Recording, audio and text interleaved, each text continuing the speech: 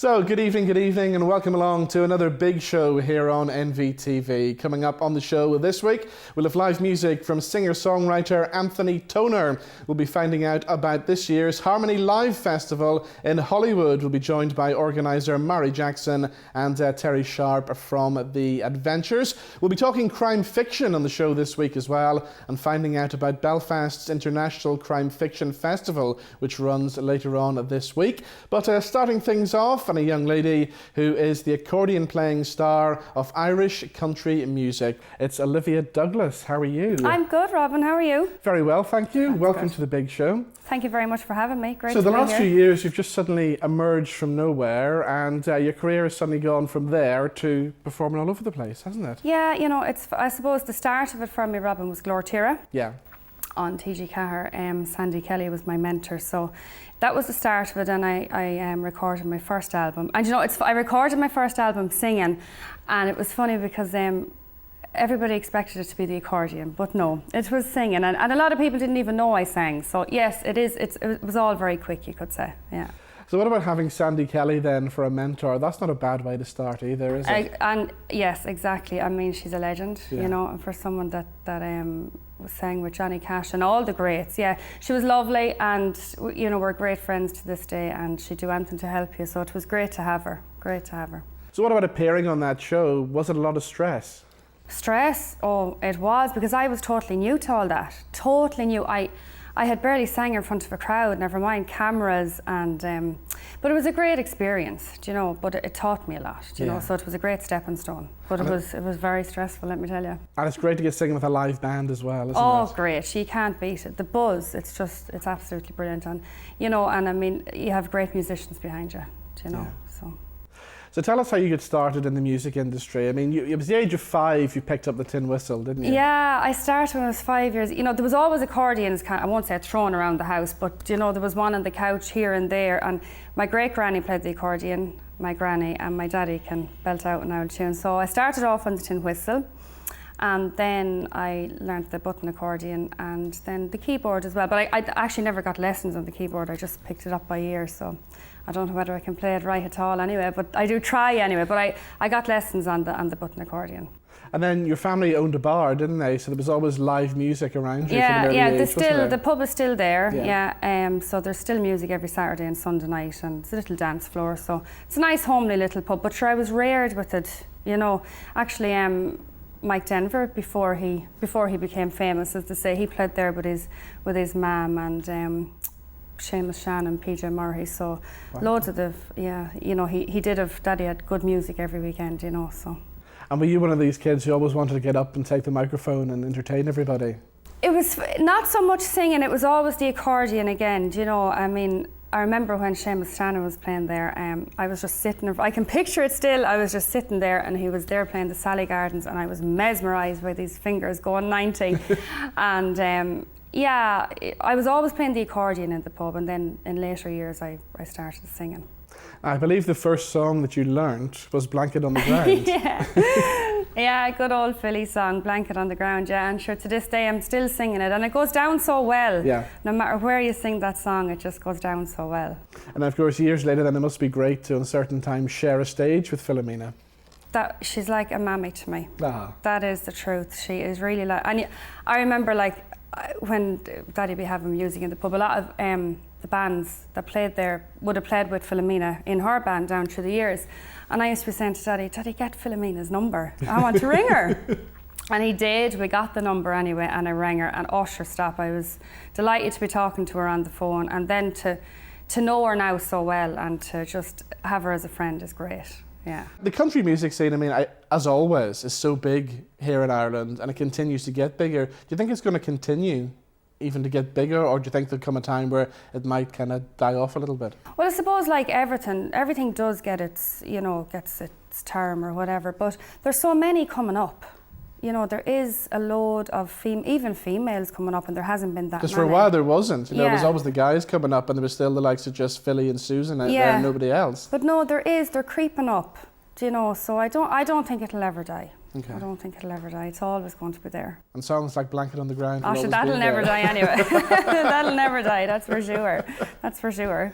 Now, you've had the accordion sitting in front of us here I know, I brought it in for the the car. whole time. It looks great. I'm glad you brought it. Well, we may as well hear something. Will you do something for Oh, us? sure we will. We'll We've try never had a something. live accordion on the show before, away. so this will be a first. We've had a live trumpet when Lindley Hamilton was sitting there, but we've never had a live accordion. Oh, so. there you go. Well, do you know, I said it was in the boot of the car, and I said, here, sure, I'll bring it in. Sure, might knock a tune out of it somewhere. I don't know what this is going to sound like now with no. Is it difficult to learn the accordion, or? But I think if you have the ear for music, it's always going to be a bit easier anyway, do you know? And sure, I was reared up with it, so. Yes. But to play it by ear is very good, not to be dependent on the notes, I think. Anyway. Now, ones that I've seen before have like the piano keys on Yeah. them, but yours have these weird button things. How do you work the buttons? Yeah, like certain notes are in, certain notes are out, whereas the piano accordion, it doesn't, you know, whatever. Some of them are on the draw and some of them are on, it doesn't really matter, do you know, but you have to know what they are on this or it Yes, won't of sound course, right. yeah. Yeah. So it probably is a little bit harder. Okay, Than the what are you piano. going to do for us then? That's a good question, I don't know. Ash, we'll do a few jigs. Okay. We'll do a few jigs. Haste to the Wedding anyway is the name of the Wow. first one.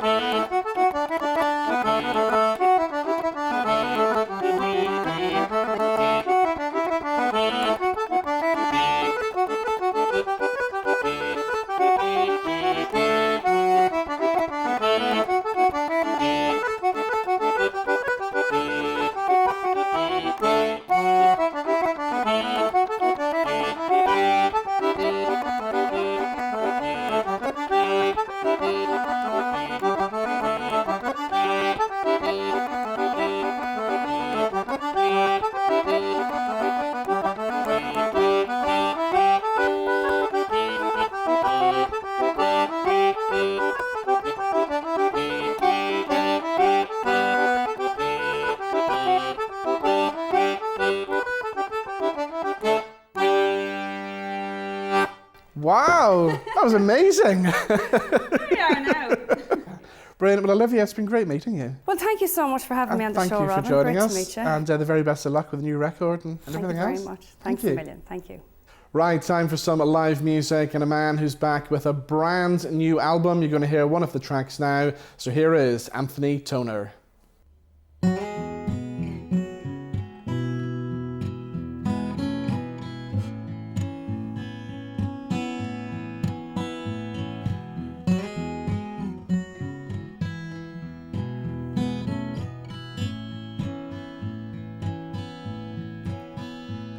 All the ones who used to love me, I hope they love me still.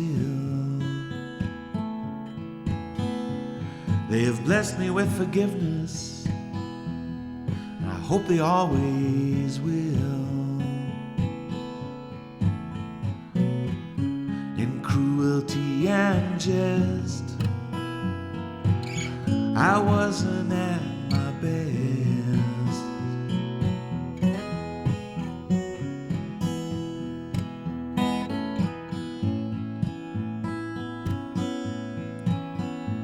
For every headlight on the highway, for every moving piece of steel, there's a story and a heartbeat connected to a wheel. They don't just roll on through, they take the rough and smooth just like you.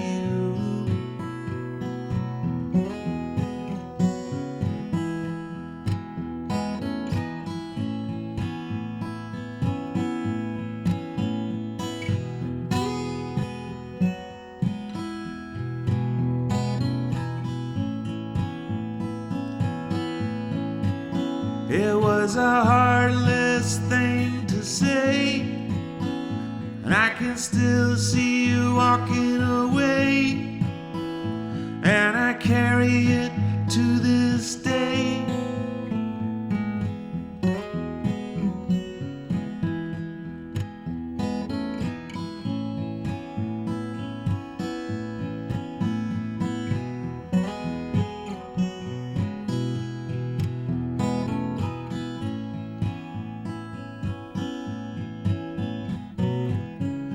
till we close the book.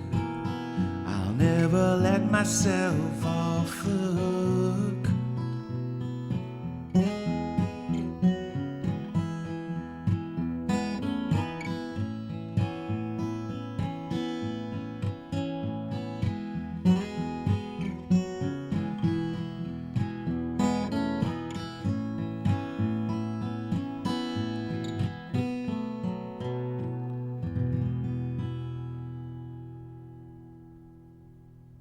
So that's a song called Apology from Anthony Toner's brand new album, and the man himself joins me in the studio. How are you, sir? I'm terrific. Lovely to see you again. Good to see you. Tell us about that song then. What's the story behind it? That one, that's actually, it was kind of late in the writing process, and I don't know where that emotion came from. I was sort of overcome by this desire that I wanted to apologise to everybody, everywhere. For what? For everything. I don't know what, but I just had that kind of melancholy feeling that day. So, and that little guitar part just seemed to fit. That was lying around and it seemed to fit. And that's kind of how songs happen, I guess. You've got something lying over there and it's a carburetor that fits that particular engine, So when you're sitting down to put an album together and start writing for an album, do you go away and lock yourself away, or do you do it as it comes naturally, or how does it work? It's a combination of things. Some of it comes naturally, some of it kind of, somebody will say something and it strikes you as a great line for a song. You scribble it down and kind of store it away for later. So there's an element of letting it come. There's an element of having your radar on or your magnet on, so as you will pick up things and store them and write them down. And then there is a process where you do literally sit down with a guitar or a piano and think, okay, what is that line that you've got? What is it actually saying, and what might rhyme with that, and is that a verse or is that a chorus? So it's a combination of the two things, really. And sometimes one of those is in the ascendancy and sometimes it's the other, and it's never the same way twice, I find. So what about the whole process for this album? How long did it take to get it all together? This one, I mean, there's a song on the album called Lost at Sea that's been knocking around for about 18 months, and I tend to do this thing where if I look at a situation where I've got maybe 6 or 7 songs finished, then I know that if I start to take those 6 or 7 seriously, the other 4 or 5 will probably come along. There's something about opening yourself up to it. And at that stage, I then start to book studio time and think about putting a tour together. So this one, as I say, I suppose you could say it's been 18 months in the gestation, but some of the songs came really fast, like that little song Apology. That was a really quick addition on the end, really. I know you've been out doing some dates already to plug the album, and they've been going really well, haven't they? It's been terrific. I played the Playhouse in Derry, and it's the first time I've ever been there. I played Larne Town Hall. It's the first time I've ever played there. Both beautiful venues. And I played the Lyric Theatre in Belfast, and that was sold out. I was just over the moon to see the sea of people, and that was a big one for me because I did that with a band. Normally it's just me and a couple of guitars, but it was good to put a band together for it, and reaction's been really strong. Of course, I'm putting out songs that, Sailor Town and East of Louise, and songs that people will recognise me doing for the last 8 or 9 years, but it's nice to put new songs in and get a strong reaction to those as well. I suppose they won't let you go unless you do Sailor Town, you really, have to do it, and I'm very, very happy to do it for them, as many times as they want me to do it, And I always remember the late, great Jerry Anderson used to play that all the time on the radio as well. Well, he kind of, I suppose Jerry kind of put me on the map. I mean, the song, a lot of people played the song, but Jerry kind of relentlessly played it. I remember being in the car one day and he read an email from somebody in Banbridge asking him to stop playing it because they were sick listening to it. And that just made him worse, So yeah, I owe him a lot of us owe Jerry a great debt of gratitude. He was very good to a lot of musicians. And when you went in to record Sailor Town, did you ever imagine that it was going to be as big as it became? No idea. I mean, I liked the song. To this day, I still like the song. It's not like it's a chore to play it. I still think it's a well-written, good piece of work. So I'm very happy with it as a piece of work. But no, I had no idea. I thought it was. At the time I thought, yeah, that's pretty good. That says everything that I wanted to say about those two characters, and the melody's quite good, and I like the chord pattern. To me it felt like a tidy Yes, a yeah. tidy piece of work, but I had no idea that it would kind of catch people's imagination the way it did. And what about the songwriting side? Did that happen naturally, or was that something you had to work hard at? The first things I wrote were just awful. Yeah. Yeah, I mean, real awful things when I was about 15 or 16 and I really started. And then I think I started to actually study songs in exactly the same way that a joiner will go and work as being a joiner and see how somebody else does it. You know, I started really looking at Paul Simon songs and taking them apart and wondering, what's that chord? What happens when he changes key? How does he do that? And I started to do that kind of thing. And you go back and you look at Chuck Berry and people like that, it looks really simple, but there's a lot going on there. And I suppose that's when it started to get a bit easier for me. But it's never, you're always plagued with self-doubt. I think every song that you write, you think, is this the most boring thing I've ever said? Even now when you're writing for a new album, yeah. Absolutely. Yeah. I mean, Ernest Hemingway said that awful feeling of not knowing if it's any good or not, that's called the artist's reward. You know, and I think it's true. Yes, You've yeah. never any idea how it's going to go over, you know.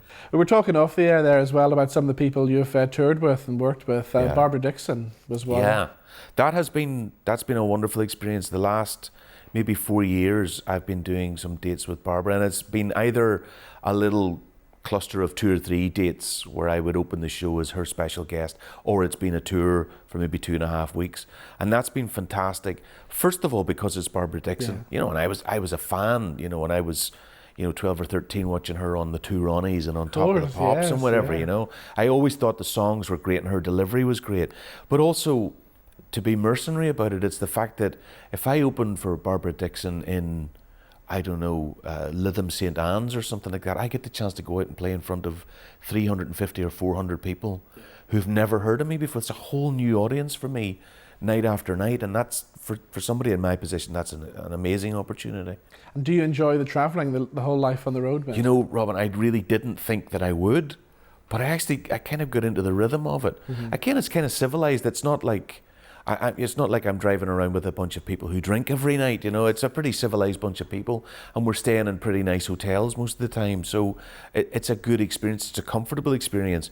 You know, the M6 for 4.5 hours is never pleasant, but like everybody else, you have a sleep, you read a book, you have a conversation or whatever. But I kind of seem to settle right into it. So yeah, I think I'm finally ready to be a rock and roll animal, you know. Brilliant.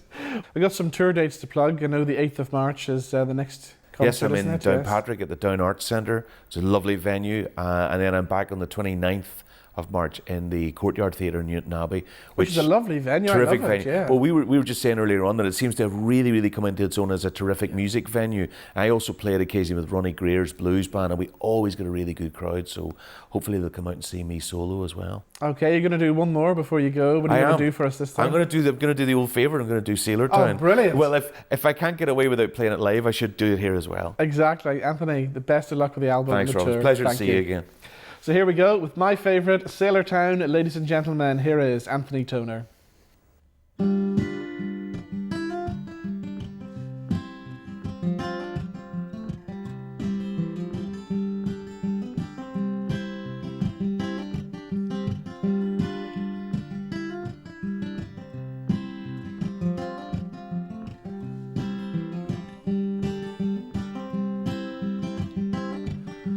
Me and Elaine, we've been hanging around in what was once Sailor Town, drinking cheap red wine by the light of the Belfast moon. There's nobody left here that works at the docks. It's all urban renewal and apartment blocks. Summer is fading, winter will be coming soon. The walls in the city have a lot to say about the UVF and the IRA. It's cold by the river, but the sky is full of stars. But these walls say nothing about who I am when I'm singing in the garden at the Rotterdam, doing Brown-Eyed Girl and whiskey in the jar. And I know they're tearing it down street by street. Look out below, there goes the ground beneath your feet.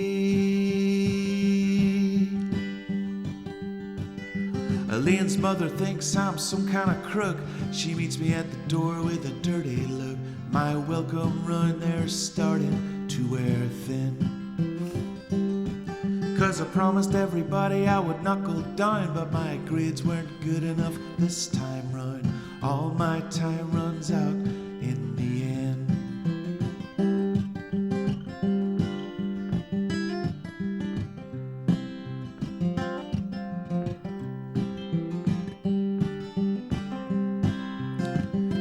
And I know they're tearing it down street by street. Look out below, there goes the ground beneath your feet. Me, I can't wait to be rid of school, but Elaine's got a place at Liverpool. By the time September comes, she'll be gone. And she says she'll text me every day, but that's something she feels she has to say. She'll call me once at Christmas, then move on.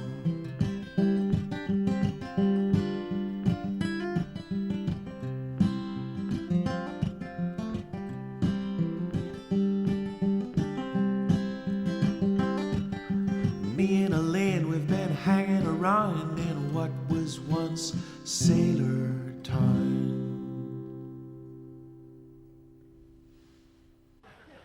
Now it's time to find out all about Belfast's International Crime Fiction Festival. I've come along to No Alibis bookshop to find out about Noireland, which runs from the 8th to the 10th of March. So we're going to go inside and meet the organiser, David Torrans.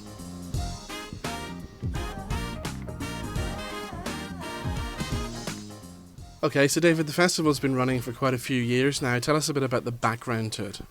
Well, this is our second festival. The first one happened in October 2017. And Noireland is a celebration of all things crime fiction, televisual movies relating to crime in all of its coziness and all of its hard-boiled natures, in all of the elements of crime fiction that you could want to read about or watch. Okay, so the big question, we want to know who's going to be appearing at this year's festival. Well, we have an amazing lineup. Probably one of our highlights is Anthony Horowitz, the creator of the Midsummer's Murders, Foyle's War, and also the creator of the Alex Rider, and a whole host of wonderful homages to crime fiction, from Agatha Christie to James Bond. He is one of our real coups of this year. We have Anne Cleves, the creator of Shetland and Vera. Two new series that have just started again with the BBC and ITV this last few weeks. But Anne Cleves, in her own right, is a wonderful exponent of the procedural detective novel. And she is probably one of the finest crime writers working today. Also on the televisual end of things, we have Taken Down, the hit RTE1 series that's just started there. Gritty and dark, from the same makers of Love Hate. And with the amazing creator and writer Joe Spain, who is an award-winning and best-selling Irish novelist. She is now showing her talents within the screenwriting and television arena. And of course, Adrian Dunbar, he's always been a big supporter of the festival, hasn't he? Adrian's a star in all respects. He came along to our first show with Jed Mercurio to talk about Line of Duty. And he's back this year in a very, very different manifestation. We've all heard of Jack and Nori. Well, this year we have Jack and Noiry. So Adrian is going to be doing a reading from a novel that isn't even published yet, but it's going to be a major bestseller by John Connolly, Book of Bones. And Adrian's going to be doing a very personal, very special reading of that novel to a rather intimate or small audience within a very intimate setting. Well, David, if people want to book tickets and get more information on this year's festival, how do they do that? They can go to our website, www.noalibis.com, and there are links there. But if they type in Noireland, Noireland, it'll come up. So now it's time for our weekly What's On guide, where we take a look and find out what's happening throughout Belfast and beyond. and we're starting off this week with some great live music. And the Belfast Nashville Songwriters Festival runs through until the 10th of March. And Joby Fox will be live in concert launching his brand new album at the Clayton Hotel here in Belfast on Friday the 8th of March. Talking about album launches, and Brian Houston will also be live in concert launching his brand new album Hank, featuring the songs of Hank Williams, and that takes place at the Clayton Hotel on the 10th of March. And for more information on those gigs and everything else at the Belfast Nashville Songwriters Festival, check out the website, which is www.belfastnashville.com. Now, following a hugely successful sellout tour last year, join one of Ireland's finest entertainers, showmen and singers, Roly Daniels, for a nostalgic show at the Island Arts Centre in Lisburn on Friday the 8th of March. Now, Anton and Erin will dance those magical musicals at the Waterfront Hall on the 9th of March, so why not join the nation's favourite ballroom couple in their brand new show-stopping dance production. Now, the Give My Headpiece crew have been selling out theatres all over Northern Ireland for years, and fresh from their Christmas special on BBC One, they hit the road with a brand new stage show that comes to the Grand Opera House from the 10th until the 16th of March. So don't miss the funniest show of the year, Give My Headpiece, live at the Grand Opera House from the 10th until the 16th of March. Now, Catherine Lynch, Cheryl Ferguson, Maureen Nolan and Rebecca Wheatley star in the hysterical comedy Menopause the Musical. Packed full of one-liners about hot flushes and memory loss, so don't miss Menopause the Musical, which runs at the Mac from the 14th until the 17th of March. And finally for now, if you want to catch a movie in cinemas this week, why not try Fighting with My Family? It's based on a true story about a former wrestler and his family who make a living performing at small venues around the country while his kids dream of joining the World Wrestling Entertainment. And Fighting with My Family is a heartwarming and smart comedy that proves everything is worth fighting for when it comes to family. I'm watching that. Give me the remote. No, it's off. Zach, what the bloody hell do you think you're doing? You really want to choke her out in a lot of fingers? Yeah. Now pull it tight. Oh, yeah, now she's in trouble. Oh, wait, I know you. You're from that weird family, aren't you? We're not weird. We don't like wrestling. How do you know if you've never been? I've never had rectal bleeding before, but I'm pretty sure I'm not a fan of that. How about I shove her head up your ass and then we can find out? Hello? My name is Hutch Morgan. I'm calling from WWE. We'd like both of you to come try out for us. It's all fake anyway, isn't it? Wait, what? Now, it's only that time of year when we think about all the big music festivals that are heading our way. And the Harmony Live Festival returns to Hollywood. And to tell us more, we've been joined by Terry Sharpe from The Adventures and Mary Jackson. Mary, we'll start with you. This is a festival that continues to grow and grow every year, doesn't it? It does indeed. It has now quadrupled in 5 years. So it remains to be seen how many people it attracts this year, but 4 times so far. So we'll talk about the lineup in just a second, but give us a bit about the background to the festival. How did it all originate? How did it all start? Well, I've always wanted to leave something for my town. I reached an age in life where I want to leave something for the next man or woman. And I did a music management diploma at the OES Centre years ago, and I really thought strongly about it then. I had already ran charitable events in my town. I'd ran Culture Night a couple of years running as well, and that sort of gave me a lot of practice, and I thought, okay, time's right. So over the last few years, the acts have been getting bigger and bigger, haven't they? They have, yeah, and this year's lineup is fantastic. I'm really, really excited about it. So give us the news then. Who's going to be headlining this year? This year, on Friday, 31st of May, we have Aslan, The Adventures, and the 4 of us. Wow, what a lineup. The Adventures, of course, Terry's here. Of course, yes. And on the Saturday night, we've a wee special announcement that came out late, but I'm going to release it to you now. We have, on the Saturday night, Feeder. Wow. Supported by the Fun Loving Criminals. Really? Oh, wow. Absolutely, yeah. And Dea Matrona.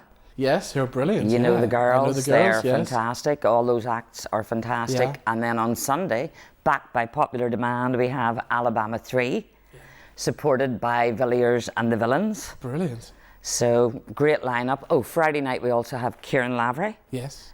On the bill, and on the Sunday night supporting, we have a couple of other acts that we are in the process of nailing, but one of them's local act, the Alexanders. Okay, right. And of course, the good thing about your festival, it has supported local artists right from the very start, hasn't it? Absolutely, and we run a talent competition each year for singer-songwriters, under 18 and over 18. So we always offer a platform for the youth coming up, or, you know, talented people coming up the ranks, and it gives them a bit of a springboard, if you like, into our music industry. They win a £500 prize sponsored by Forestside Shopping Centre, who have been really, really brilliant to work with. Lee Cutler, giving you a wee mention here, great man. They win £500, but of course the best prize of all is to have it on your entertainment CV that, for example, you supported the Boomtown Rats. And when I say support, they get up and they delivered their song just before the big act. So that's great I wish we'd have had that growing up. Exactly, you yes. know. And I suppose, Terry, you wish you had that growing up as well. We did actually. I worked in a record shop and they were promoting a Bay City Rollers gig in Bangor years ago. And just because we were selling the tickets and I had just started playing in a band, the promoter came in, the great Jim Aiken, right, and said, "Terry, you playing a band?" I said, yeah. I said, "Do you want to play a gig with the Bay City Rollers next week at the Tonic Cinema?" I said, "Yeah," next 2,500 kids.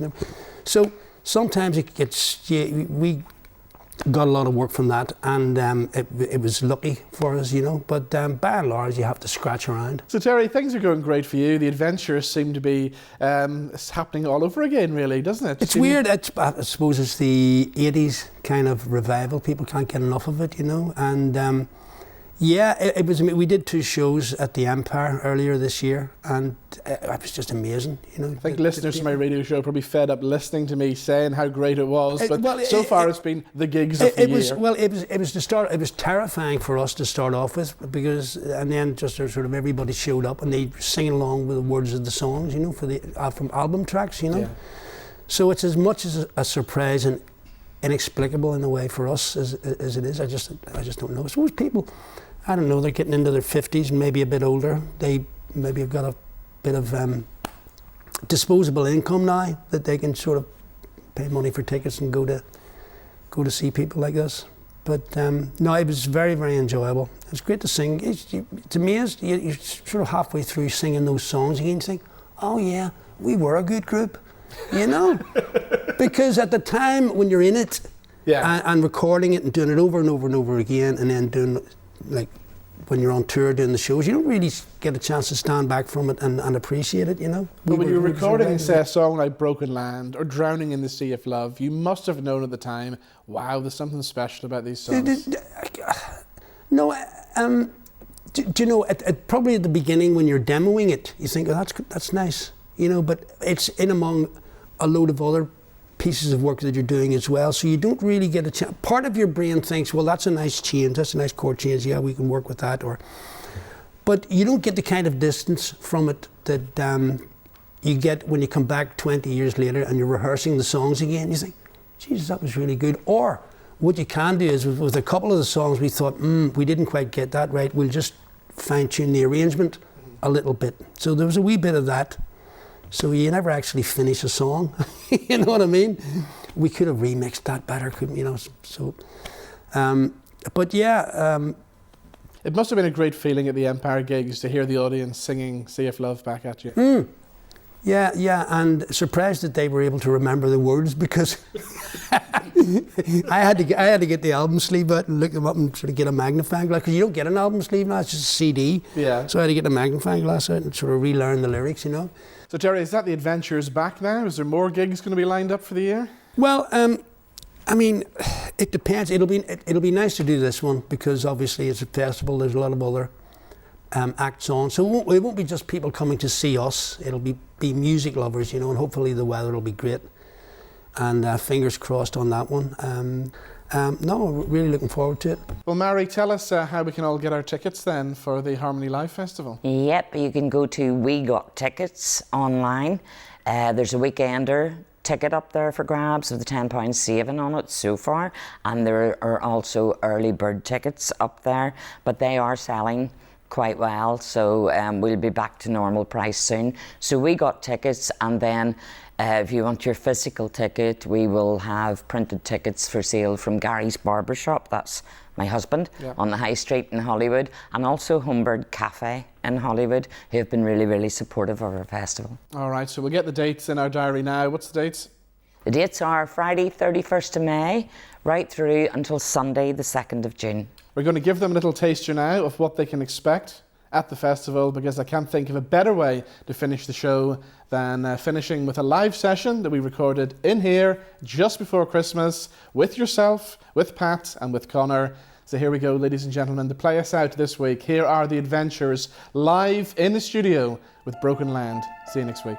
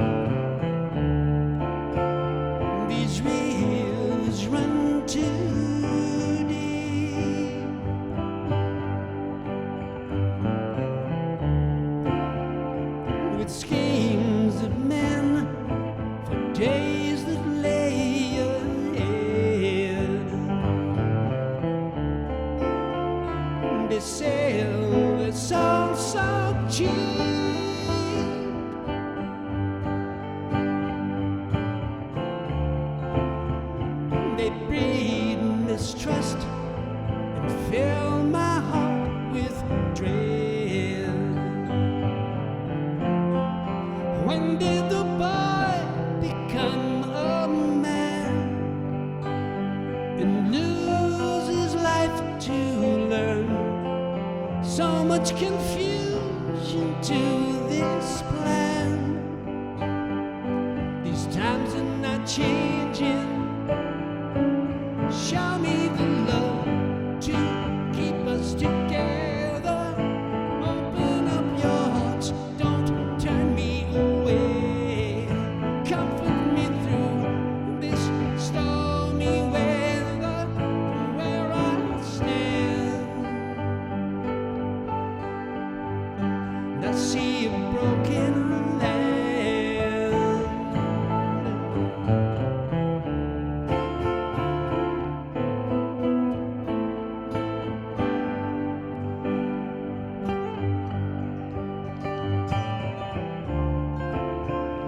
This boy has learned to fail.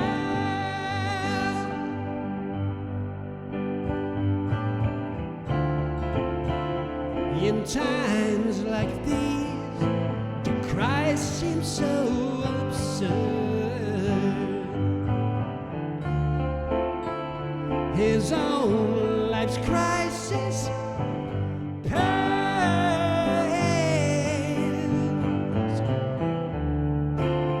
in the shadow of this truly dying world. These are the games we played at school, our hands raised in despair, with no exception to the rule. These times are not changing. Show me the love to keep us together. Open up your hearts, don't turn me away. Comfort me through this stormy weather, from where I stand. And I